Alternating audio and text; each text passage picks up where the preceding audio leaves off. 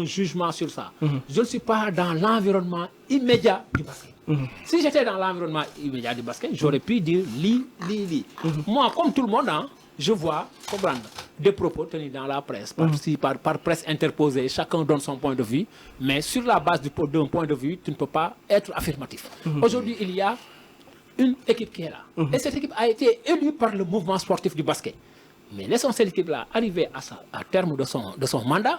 Et maintenant, ce sera au mouvement sportif de choisir les dirigeants qu'il juge nécessaires ou aptes à pouvoir diriger le basket. C'est comme ça. Moi, je suis un démocrate.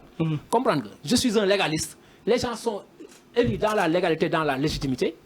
Parce qu'il y a eu une information, il y a eu une assemblée générale d'information récemment qui s'est tenue. Et l'assemblée générale a été représentée par le représentant du ministre, le directeur des activités physiques et sportives, Mamadou Fall.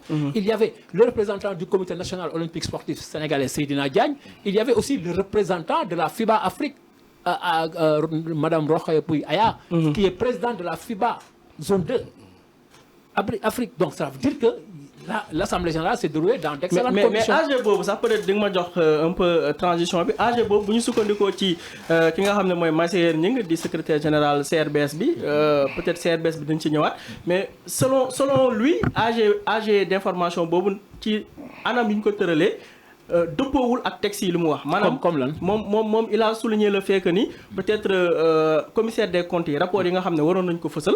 il devait le faire peut-être 15 jours. avant date AG bi yow je sais que ne légaliste nga xam nga texte. donc je pense que il n'a qu'à aller revoir les textes. Donc les textes ont été changés. Il y a eu une assemblée générale extraordinaire où les textes ont été changés. Il faudrait aussi que les gens, il ne faudrait pas qu'ils se basent sur des choses yoo xam qui existent depuis 20 ans, 30 ans. Il faudrait toujours se conformer et s'adapter à l'environnement ou bien au contexte actuel. Les textes ont été changés. Et malheureusement, je n'ai pas une idée, mais je sais que ça s'est dépassé. Un légaliste. À chaque fois, si je veux faire une affaire, je vais voir le texte. Si le texte dit, je vais jalgati parce que le texte est là. Si le texte fait que je vais jalgati parce que le texte est là. Donc, il faudrait que les gens nous donnent du texte. Mais si nous basons sur les textes, c'était des textes d'avant ou bien au lendemain de l'indépendance, nous avons toujours en vigueur.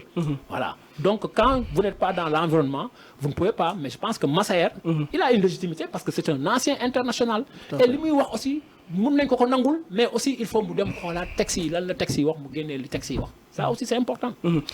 Sànq maa ngi tudd CRBS bi nga xam ne Massayer fa la nekk ki nga xam ne mooy ancien président fédération bi di Baba Tandian également membre la ci tey on a l'impression que le basket est divisé en deux camps.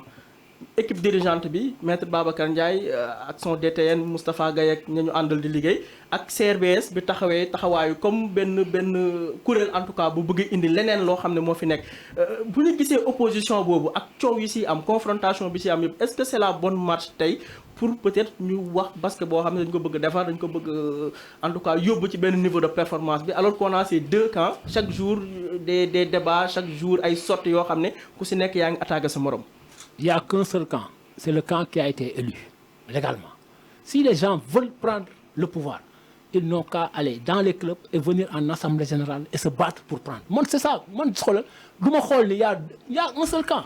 C'est le camp de la légalité. Mais nier cette existence, association-là, dûment formée et tout. Non, c'est une association qui est formée. Est-ce que cette association-là est... Comme ce n'est pas une fédération. Mais... Non, voilà, justement. Et l'État délègue des pouvoirs à une fédération. Et la fédération a été élue sous la supervision au moins du représentant du ministre, du représentant du CONOS et du représentant de FIBA. Donc cela veut dire que quelque part, il y a une légalité de l'autre côté. Maintenant, comme nous l'avons dit, peut-être que c'est des gens qui peut-être ils mènent un combat. Mais combat, je vais à l'interne pour avoir une légitimité et une légalité. Mais de mon activité, d'influence, non. Je veux être président, je veux être dirigeant d'une fédération, mais je vais dans les clubs.